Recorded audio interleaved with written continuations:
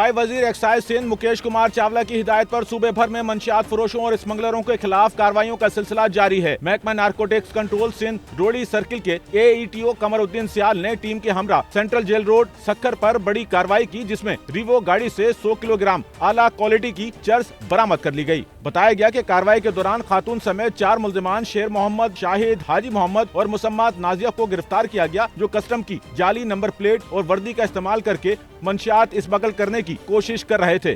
सूबाई वजीर एक्साइज सिंध मुकेश कुमार चावला ने कामयाब कार्रवाई पर रोड़ी सर्किल की टीम को मुबारकबाद पेश की और हिदायत की कि मंशियात फरोशों और स्मगलरों के खिलाफ बिला तफरीक भरपूर कार्रवाइयाँ जारी रखी जाएं।